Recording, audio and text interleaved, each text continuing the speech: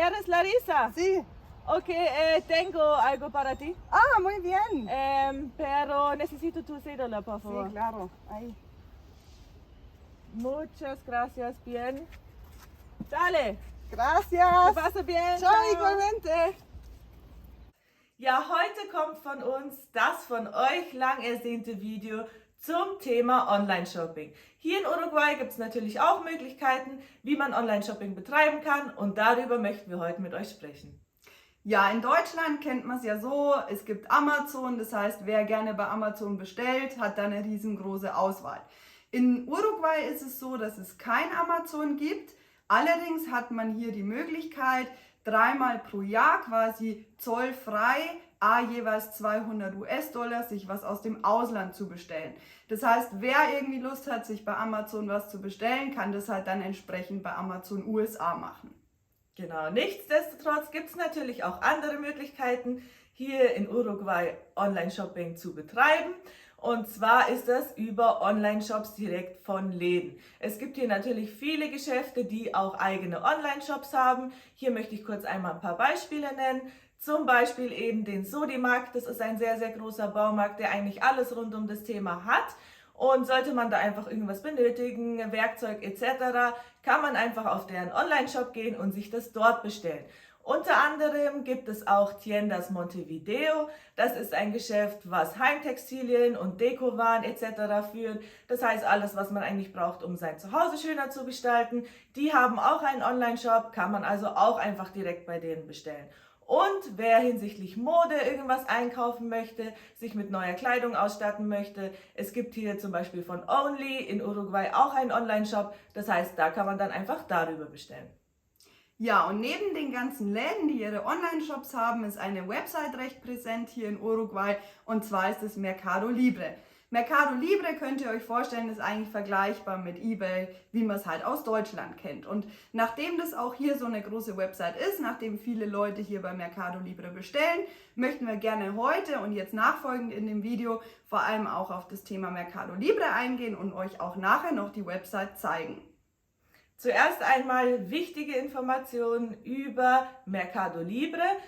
Wie schon erwähnt, ist eben ähnlich wie eBay. Das bedeutet, es gibt sowohl private Verkäufer als auch Unternehmen als Verkäufer. Man kann sowohl gebrauchte als auch neue Dinge kaufen. Man findet auf Mercado Libre sogar Fahrzeuge und Immobilien, was also bedeutet, wenn ihr irgendwie ein Fahrzeug oder eine Immobilie sucht, es lohnt sich auch definitiv bei Mercado Libre mal reinzuschauen.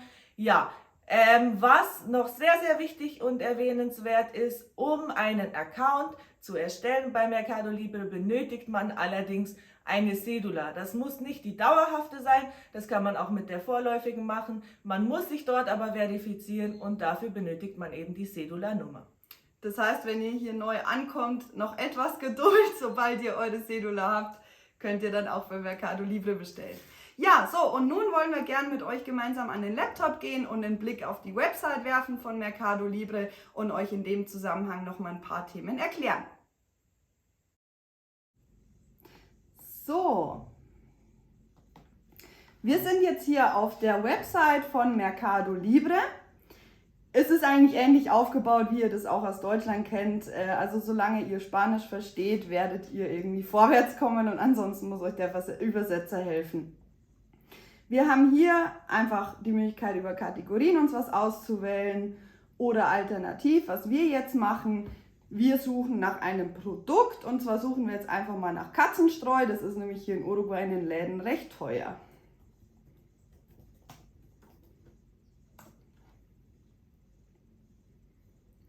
So, wir landen jetzt hier auf der Suchergebnisseite, wo wir auch die Möglichkeit haben, unterschiedliche Filter anzuwenden, wie ihr hier seht, oder aber halt hier entsprechend schon die Ergebnisse haben. Wir nehmen uns jetzt einfach mal hier das Katzenstreu, das ist nämlich wohl das, was am meisten gekauft wird, und insofern klicken wir mal darauf. So, wir sind jetzt auf der Artikelseite. Und auch die ist wieder ähnlich aufgebaut, wie ihr das auch aus anderen Online-Shops in Deutschland kennt. Ihr habt halt entsprechend hier Artikelbilder, habt eine Beschreibung oder einen Artikelnamen und hier unten eben die Beschreibung. Ganz, ganz wichtig, lest euch die Beschreibung wirklich durch. Es kann nämlich vorkommen, dass auf dem Bild oben irgendwas dargestellt wird, was dann im Zweifel irgendwie doch nicht im Artikel enthalten ist. Also passt da ein bisschen auf. Ansonsten würden wir euch noch empfehlen, immer auf die Bewertungen zu achten von dem Verkäufer.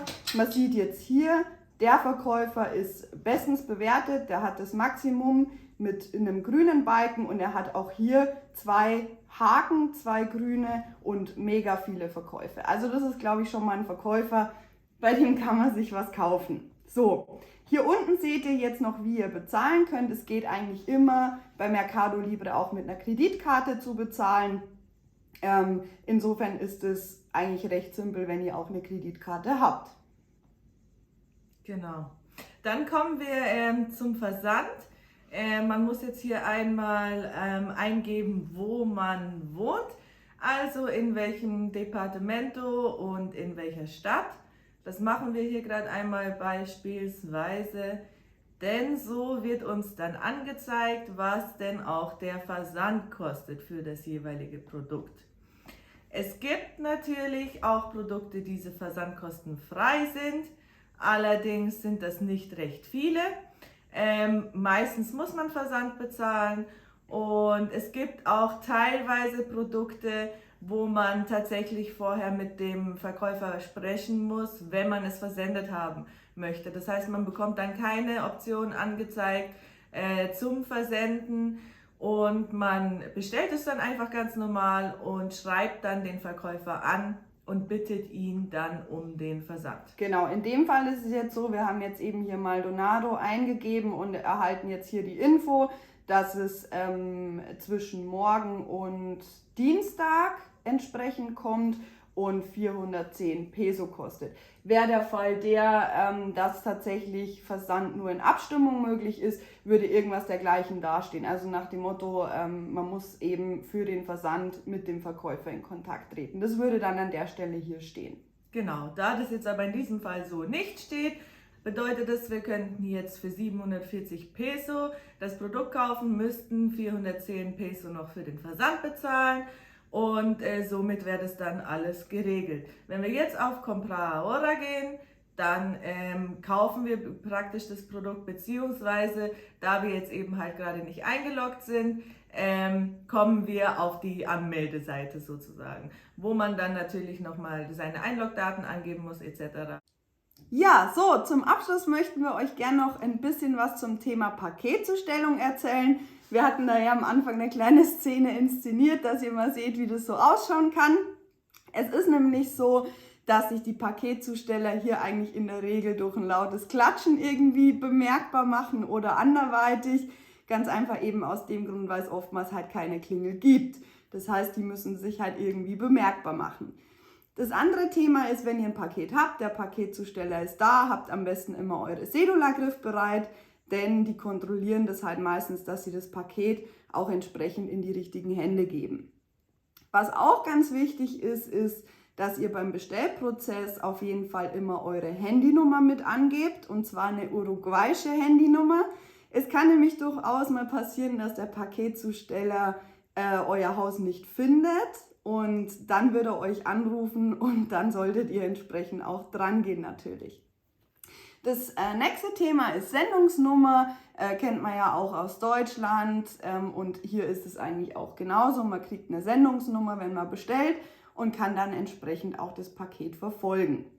Sollte der Paketzusteller einen irgendwie einmal nicht erreichen, macht euch keine Sorgen, er kommt auch wieder. Nach 2-mal oder 3-mal irgendwann wird er das Paket vermutlich in eine Filiale bringen. Genau, und das waren eigentlich alle Informationen zum Thema, wie erfolgt es dann noch mit der Paketzustellung. Und ja. Ja, wir hoffen auf jeden Fall, ihr konntet eure Informationen rausziehen. Ihr seid jetzt alle ein bisschen beruhigt, weil ihr wisst, ihr könnt nach wie vor, wenn ihr nach Uruguay kommt, Dinge online bestellen und seid dann nicht komplett aufgeschmissen. Ja, wie immer, hinterlasst uns einfach gerne Kommentare, wenn ihr noch weitere Fragen habt. Und ansonsten sehen wir uns bald wieder. Ciao. Hasta luego!